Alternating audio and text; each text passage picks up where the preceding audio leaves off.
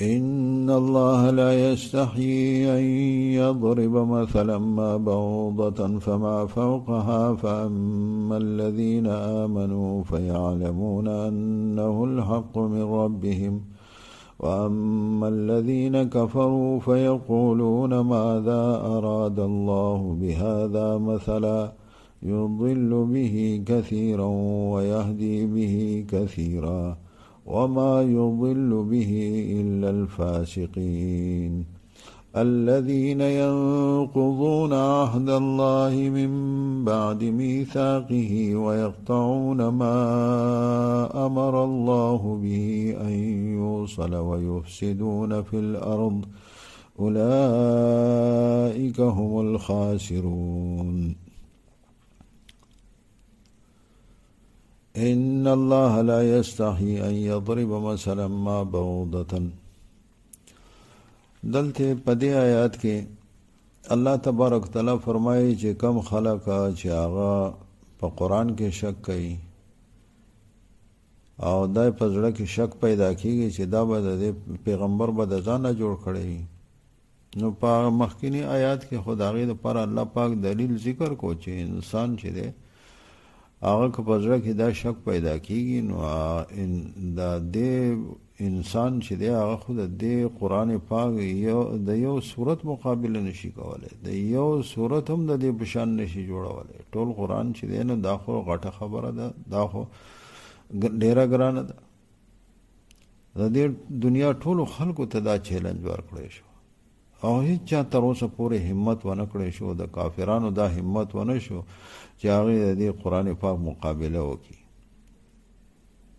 نو چې کله داسې ونه شوله، داسې چې دی نو هغه څه د قرآن پاک مقابله چې دی نو هغه ونه کړی شوه، نو هسې بېکاره چې دی نو هغه اعتراضونه بعضې کافرانو یهودیانو هغه به د قرآن پاک په بعضې خبرو باندې اعتراض چې ښځه د قرآن پاک چې دی د دې خو څوک مقابله نشي کولی او دا چې دی نو هغه د دې په شان یو صورت نشي جوړولی. لیکن د بعضې خبرو نه زمونږ داسې شک شبه پیدا کیږي چې دا به د الله پاک کلام نه وي. په هغې کې یو خبره د کم مثالونه چې په قرآن پاک کې ذکر شوي دي هغه مثالونو ذکر یې وکړو چې ګوره په دې قرآن پاک کې چې دی نو هغه د مچ د مثال ذکر شته دی، ذباب ذکر شته دی،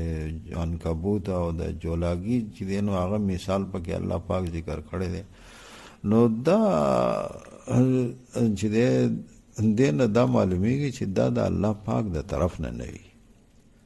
که د الله پاک کلام یې الله تبارک وتعالی دومره لوی شان والا دی، هغه داسې د حقیر او معمولي څیزونو او شیونو نومونه څنګه چې دی نو هغه په خپل کلام کې ذکر کوي. د دنیا چې کم بادشاهان وي هغو کم خبرې وي هغه هم په خپلو خبرو کې په دنیا کې چې داسې حقیر څیزونه وي د هغې نومونه نه ذکر کوي او د هغې باندې چې دی نو هغه ګویا کې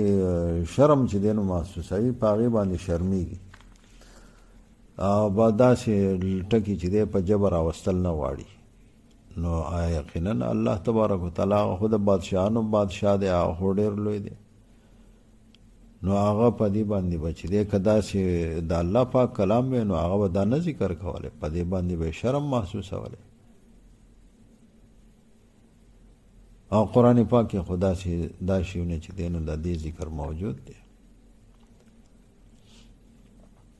دې نه معلومیږي چې دا د الله پاک کلام نه دی. الله پاک په دې آیات کې چې دی نو دا بې عقلۍ د اعتراض د هغې تردید کوي، د هغې جواب ورکوي چې ګوره د مثال چې کم حکمت وي او مثال چې ذکر کیږي نو که د داسې یعنی مثال ذکر کېدلو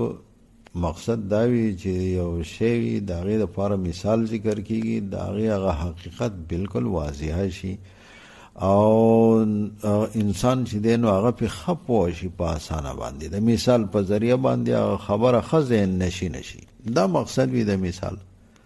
اوس دا چې دی نو هغه کومه خبره ده، کم څیز دی چې د هغې د وضاحت دپاره مثال ذکر کیږي، هغه شی که هغه خپله حقیر دی، سپک دی، ذلیله دی، نو د هغه په مثال کې به خو یو حقیر او سپک او ذلیله شی ذکر کیږي. داسې خو نشي کېدی چې اوس مثال په طور باندې یو انسان چې دی نو هغه اوس مثال په طور باندې بې عقله دی، په مثال کې خلک وایي لږ دا خو د خر په شان دی، نقمقل دی د خر په شان، یا چې دی نو هغه دکې هیرس او دغه دا خو د سپي په شان چې دی نو هغه حریص دی هغه، نو خو سپی به خر به ذکر کېږي دغه په مثال کې کنه. اوس هغه چې دی نو هغه مثال په طور باندې هغه کومه خبره ده، کم صفت دی هغه چې دی نو هغه حقیر دی، هغه سپک دی، نو هغې په مثال کې خو نور سپومۍ نه ذکر کېږي چې هغه دا سړی چې دی نو هغه دومره وږی دی، دومره دغه دی لکه نور یا سپومۍ. دا خو چېرته داسې چې د چا د یو ښه مثال ذکر کوي، مثال په طور باندې د چا چې دی نو هغه حسن او جمال واضحه کوي چې دا چې دی نو دومره ښکلی دی لکه سپومۍ او نور، نو هغې کې به د نور سپومۍ مثال ذکر کېږي. او که چېرته داسې چې هغه خبره هغه دغه وي یو حقیر شي چې دی نو هغه وضاحت مقصود وي، د هغې دپاره مثال ذکر کول مقصود وي، نو په هغې کې به چې دی نو هغه سپک شی ذکر کېږي، په هغې کې به حقیر شی ذکر کېږي. دا د مثال چې دی نو هغه مقصد وي. نو دی د مثال په حکمت، د مثال په مقصد باندې غور نه کوي چې الله تبارک وتعالی چې دی نو هغه د شرک یا د چې دی نو د الله پاک نه علاوه چې کوم معبودان دي د هغو چې دی نو هغه حقارت کله واضح کوي، یا چې دی نو هغه د دنیا چې دی نو کوم حقارت چې د دنیا دومره د حدیث شریف کې راځي که چېرته چې دی نو د دنیا د ماشي د وزر ماشي وزر یې ذکر کو، ماشي د وزر برابر هم د دنیا وی نو الله پاک و کافر ته و. نو اوس د دنیا هغه حقارت د هغې سپکوالی چې دی نو هغه الله پاک ذکر کوي یا پیغمبر ذکر کوي، په هغې کې خو به یقینا څه سپک شی په مثال کې ذکر کېږي. نو دا مثال چې دی هغه د هغې چې کومه مقصد دی او کم حکمت دی الله تبارک وتعالی بیان کو. یعنی د عقل تقاضا او بلاغت چې دی نو دا په کلام کې چې داسې یو ښه مثال وي چې هغه بالکل په مناسب ځای باندې ولګي، خبره پې بالکل واضح شي، نو دا خو نورم د عقل چې دی نو هغه مطابق دی، نورم د کلام کې یو بلاغت دی، یو مناسب مثال وي او په هغې باندې. نو دغسې چې دی نو هغه ګویا کې د دې دا اعتراض کول چې دی دا په دې وجه باندې دي چې دی په خپله پکې چې دی نو هغه یو ناپوهي، خپله چې دی نو هغه د دې قمقلتوب دی، او خپله چې دی نو هغه د قرآن پاک سره دشمني او بېجایه چې دی نو هغه هسې شکوک او شبهات پیدا کوي. حالانکه که ایمان والا وي نو الله پاک وایي چې ایمان والا چې دی نو هغه خو دا دي چې اما الذین آمنوا فیعلمون انه الحق من ربهم، په هغه خو نورم ښه اثر وشي د دې د هغو باندې خو د دې مثالونو داسې چې هغه وګوري چې دې کې څومره بلاغت دی، د کم شي دپاره چې مثال ورکړی شو هغه شی پې څومره ښه واضحه شو،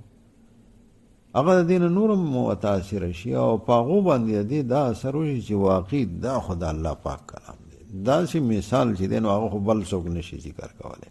نو ګوره یو طرف ته چې دی هغه یعنی په خبره یو خبره ده، لیکن په یو باندې یو اثر وشي، په بل باندې بل اثر وشي. لکه څنګه چې هغه باران وشي نو په یو ځمکه کې ګلونه راوخیږي، په بله ځمکه کې اغزي راوخیږي. یو شان خوراک وي، په یو سړي باندې چې دی نو خوږ لګي، بل بیمار دی د خولې خوند خراب دی، په هغه باندې چې دی نو هغه خراب ولګي. نو الله تبارک وتعالی وایي چې دا په دې قرآن پاک او د دې په دې مثالونو کې چې دی نو هغه څه کمی نشته دی. کمی چې دی نو هغه د دې په دې خولې خوند کې دی، د دې په دې خپل دغه کې دا چې دی نو هغه د دې هغه تکبر او د دې چې دی نو هغه توجه نه کول، عاجزي نه کېدله، په هغې باندې چې دی نو هغه گویا کې دی چې دی نو هغه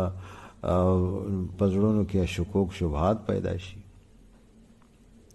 اما الذین کفروا چې کم کافران دي نافرمان دي نو هغه خو چې دی نو هغه وایي چې ماذا اراد الله بهذا مثلا، د دې مثال څه مطلب شو یا د دې څه مقصد، دا ولې چې دی نو د الله په کلام کې ولې ذکر شوی دی. الله تبارک وتعالی فرمایي چې دغه مثال دغه یو آیات دغه قرآن پاک